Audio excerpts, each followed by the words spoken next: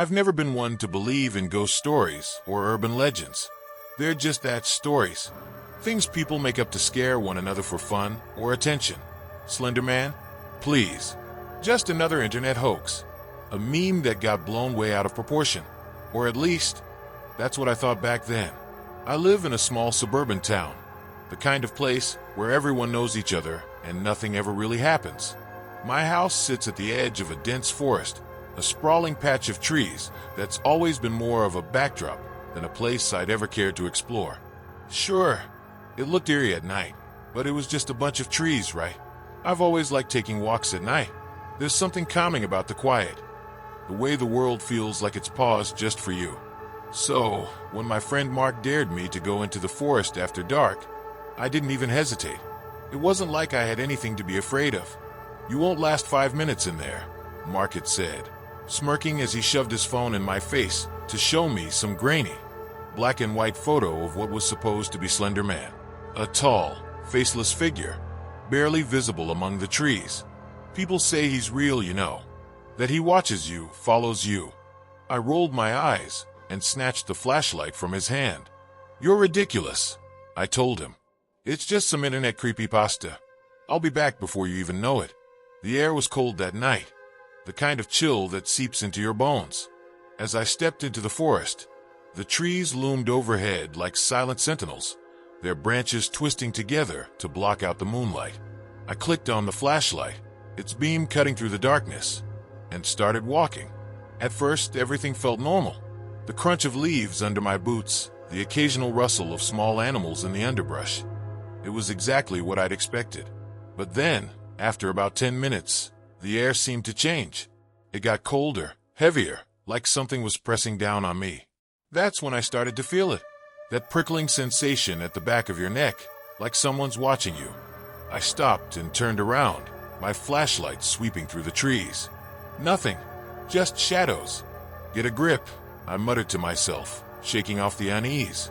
But as I turned back, I could have sworn I saw something out of the corner of my eye. A tall shadow, unnaturally thin, standing perfectly still between the trees. I froze, my breath catching in my throat. The flashlight trembled in my hand as I swung it back toward where I thought I'd seen it.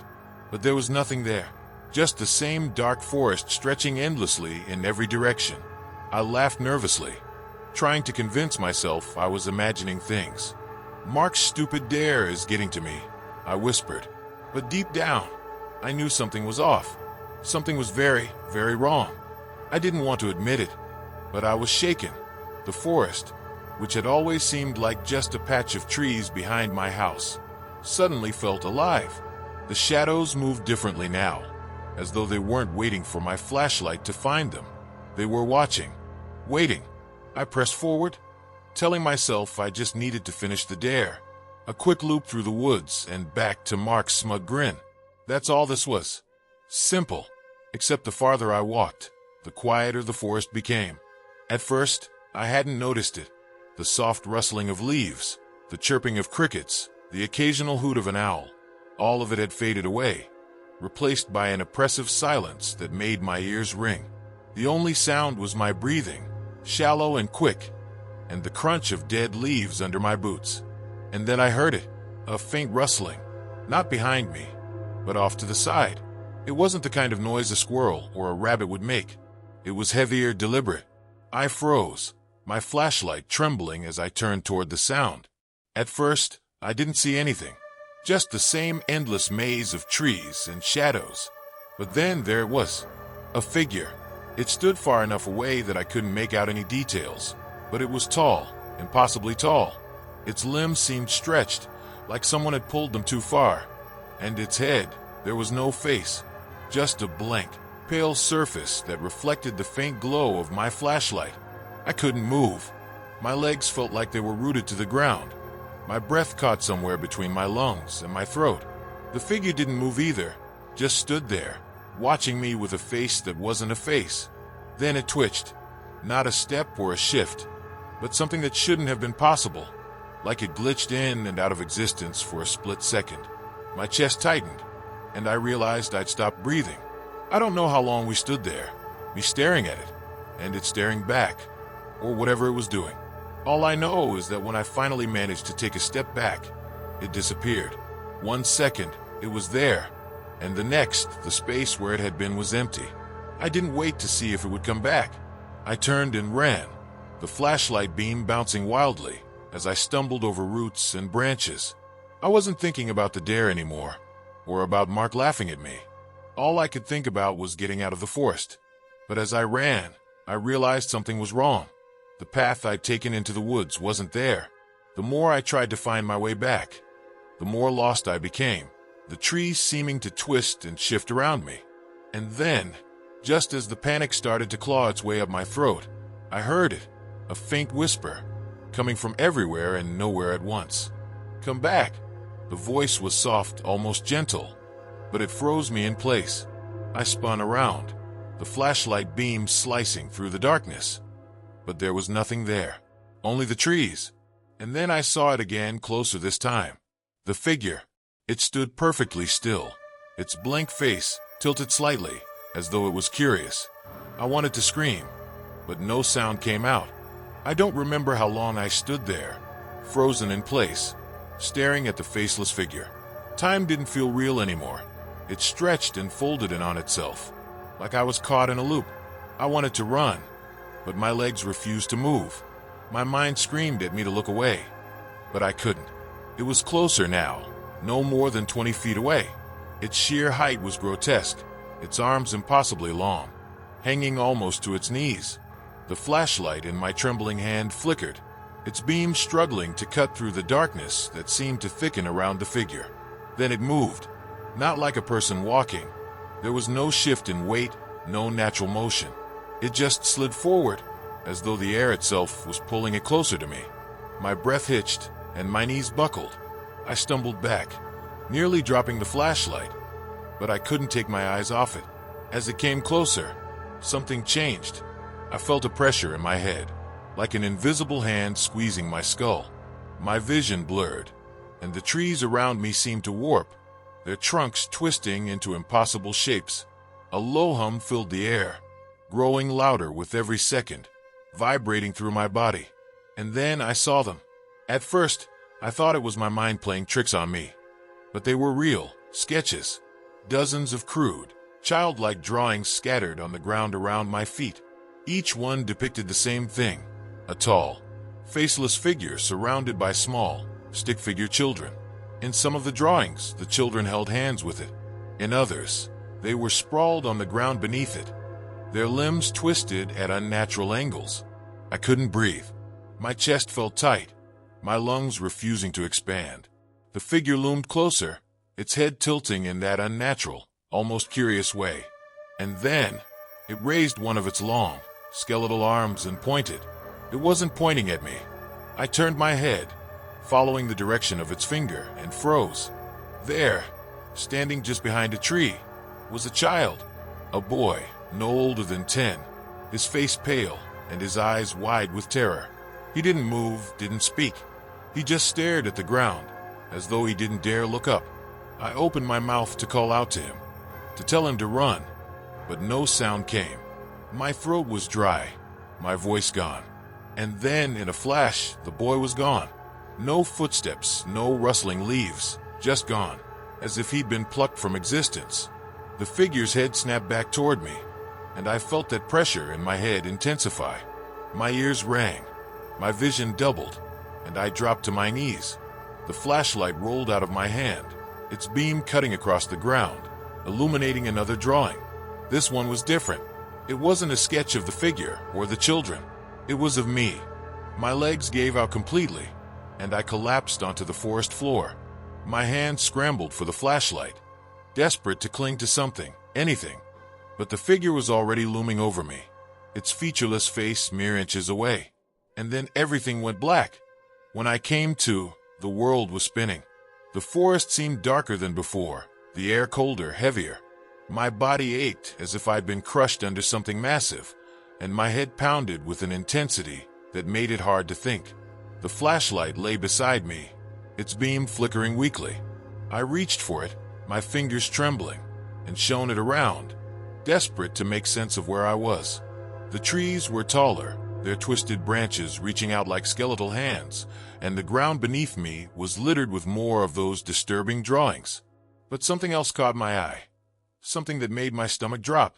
Carved into the bark of the nearest tree were the words, "You can't leave." My pulse quickened as I stumbled to my feet, my knees threatening to give out beneath me. I turned in every direction, hoping to find some familiar landmark, some sign that I wasn't completely lost. But the forest had changed. It wasn't the same place I had entered. And then I heard it again, the whisper. This time, it was louder, clearer, like it was coming from all around me. "Stay!" My heart raced as I spun around, the flashlight beam jerking wildly. And that's when I saw them, shapes moving between the trees. They weren't solid, more like shadows, flickering in and out of existence. They circled me, their forms too blurred to make out, but their presence was undeniable. I backed away, nearly tripping over a root, and that's when the whispers changed. They weren't just words anymore. They were voices, dozens of them, overlapping and chaotic, some pleading, some screaming, some laughing in a way that made my skin crawl. "Run!" The single word cut through the cacophony, like a knife. It wasn't part of the whispers. It came from somewhere else, somewhere deeper in the forest. I hesitated for a moment, unsure whether to trust it. But then I saw it again, the faceless figure, standing just beyond the reach of the flashlight's beam. It didn't move this time. It just stood there, its head tilted slightly, its long arms hanging at its sides. But the pressure in my head returned, stronger than before, and the whispers grew louder, more insistent. I turned and ran. The forest seemed endless, the trees closing in around me no matter which direction I went. My breaths came in ragged gasps, my legs burning with the effort of running. But I didn't dare stop. The whispers followed me, growing louder, more frantic, until they were all I could hear. And then I saw it, a clearing up ahead. Moonlight poured down through the break in the trees, illuminating a small, dilapidated structure. It looked like an old hunting cabin, its wooden walls warped and weathered with age. I didn't have a choice. I sprinted toward it, my lungs screaming for air, and threw myself inside. The door creaked on its hinges as I slammed it shut and leaned against it, my chest heaving. The cabin was empty, just four walls and a dirt floor, but it felt safer than the forest. The whispers outside faded slightly, though I could still hear them, a faint chorus just beyond the walls. I scanned the room, my flashlight flickering weakly. That's when I noticed the markings. They were everywhere, on the walls, the floor, even the ceiling. Symbols carved into the wood, some of them crude and childish, others intricate and precise. They reminded me of the drawings, and my stomach twisted. And then I saw it, a single word carved into the floor in the center of the room. "Stay." Before I could process what it meant, the door behind me creaked. The door creaked open slowly, the sound dragging through the silence like nails on a chalkboard. My back pressed hard against the opposite wall of the cabin, the flashlight trembling in my hand. The beam flickered and danced across the room, landing on the door as it swung inward, revealing nothing but the black void of the forest beyond. But I wasn't alone. The whispers surged again, louder this time, rising like a wave. They echoed through the room, wrapping around me, tugging at my mind. My knees buckled, and I collapsed to the dirt floor, clutching my head as the voices filled my skull. "Stay, stay, stay." And then through the open door, it appeared. The figure stepped into the cabin, its tall, stretched form bending slightly to fit through the doorway. The air grew heavy, thick with an unnatural cold that seeped into my bones. My flashlight dimmed and then went out completely, plunging the room into darkness. But I could still see it. The figure didn't need light. It radiated an eerie, pale glow, its blank, faceless head turning toward me. Its presence filled the room, suffocating, overwhelming. I tried to crawl backward, to put as much distance between us as I could, but there was nowhere to go. The whispers changed again, becoming sharper, more distinct. They weren't pleading anymore. They were commands. "Look at him. Don't move. It's too late." The figure moved closer, its long, bony fingers twitching as it reached out toward me. I shut my eyes, refusing to look, refusing to let it take me. My chest heaved as I fought to control my breathing, every instinct in my body screaming at me to run, even though I knew there was no escape. And then, just as I felt its cold presence inches from my face, the whisper stopped. Silence! I opened my eyes. The cabin was empty. The door was closed. The symbols on the walls and floor were gone. Even the word "stay" carved into the floor had vanished. It was as if the cabin had reverted to a normal, abandoned structure. But the fear didn't leave me. I scrambled to my feet, my hands shaking as I fumbled for the flashlight. I turned it on, the beam weak but steady, and scanned the room. Nothing. I ran out of the cabin without looking back, the moonlight guiding my path. The forest no longer felt alive, no longer shifted around me. It was just trees now, silent and still. When I finally burst out onto the trail leading back to the house, I felt a wave of relief, so intense that I nearly collapsed. I didn't stop running until I reached my backyard, my legs burning and my lungs on fire. Mark was still there, sitting on the steps with his phone in his hand. He looked up as I approached, his smirk vanishing when he saw my face. "What happened?" he asked, standing up. I didn't answer him. I couldn't. I just walked past him and into the house, locking the door behind me. That night, I didn't sleep. I couldn't shake the feeling that I wasn't alone, that something was still watching me from the shadows. And as I sat there in the dark, clutching the flashlight like it was my lifeline, I realized something. I didn't make it out of the forest. The forest followed me,